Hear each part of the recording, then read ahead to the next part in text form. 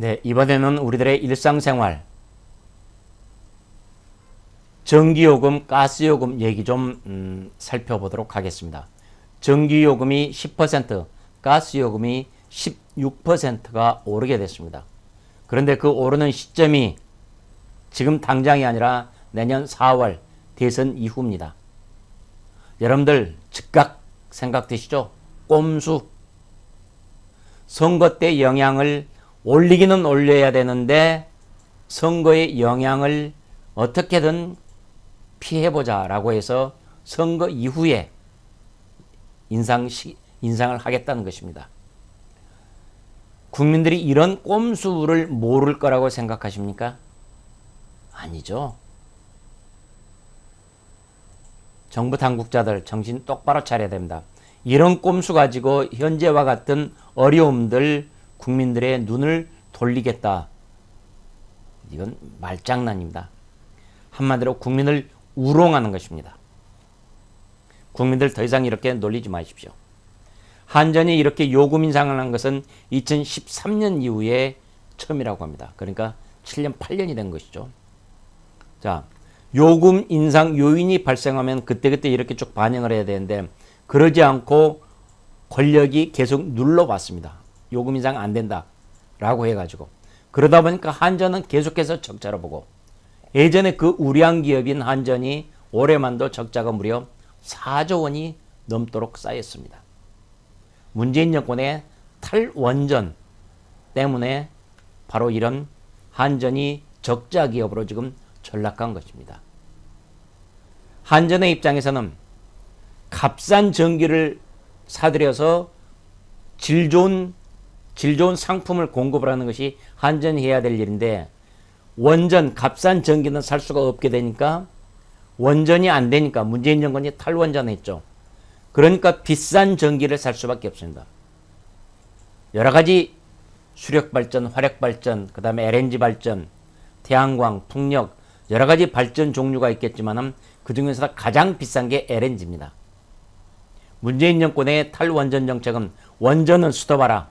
원전 죽이고 대신 재생에너지, 태양광이다, 풍력이다 라고 하는데 태양광, 풍력이라는 것은 계절이 좋아야지, 날씨가 좋아야지 이게 전기가 생산이 됩니다.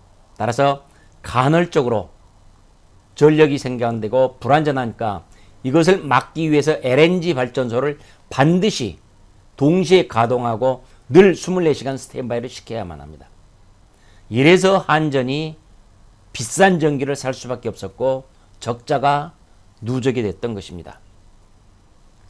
자, 이렇게 해서 지금 내년에 대선이 끝나면 4월 달에 한 번, 10월 달에 한 번 해가지고 모두 다 11.8원, 킬로와트 시당 11.8원을 올리겠다는 것입니다.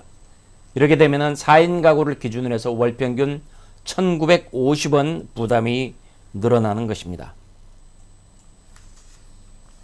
예전에 문재인 정권은 탈원전 정책을 하면서 탈원전을 하더라도 전기요금 인상은 없다라고 국민들을 속였죠. 거짓말을 했던 것이죠.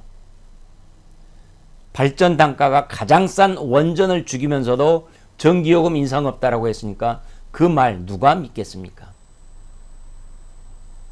자, 이 전기요금뿐만 아니라 도시가스 요금도 이번에 16%가량이 올라갑니다. 이 도시가스 요금도 내년 선거 이후에 인상시키겠다. 인상 요인은 이미 누적이 돼 있습니다. 그러나 인상하기는 하는데 선거 때까지는 안 했다가 선거 끝나면 그때 하겠다. 이렇게 관권 선거를 스스로 이렇게 지금 하는 것입니다. 소비자가 월 평균 부담하는 게 현재 28,450원인데 이게 내년 10월 이후에는 4,000원, 4,600원 정도가 늘어납니다. 그래서 33,050원에 이르는 것으로 이렇게 나옵니다.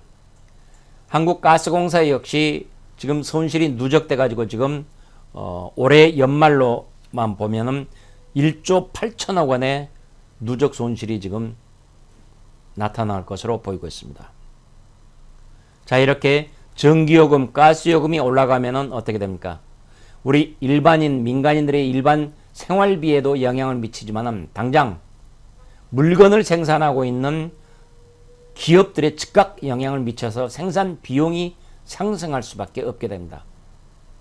특히 중소제조기업, 우리나라에서 가장 바탕에 있으면서 모든 물건들의 기본이라고 하는, 그래서 뿌리산업이라고 하죠. 열처리, 도금, 주물, 이런 뿌리산업은 직격탄을 맞을 수밖에 없는데, 뿌리산업의 경우에는 전기요금, 특히 열을 많이 쓰니까요. 이 전기요금이 제조원가의 15%에서 30%까지 차지한다고 합니다. 그래서 전기료가 10% 인상이 되면은 자신들이 버는 영업이익이 고스란히 그대로 다 통째로 날아갈 정도가 된다고 합니다. 자, 이렇게 되면은요, 뿌리산업 바닥에서부터 단가가 올라가게 되면 공산품 전체적으로 연쇄적으로 파급이 될 수밖에 없을 것입니다. 이렇게 되면은 저소득층의 가계 경쟁력은 물론이고 국가 경쟁력 자체에도 영향을 주지 않을까 싶습니다.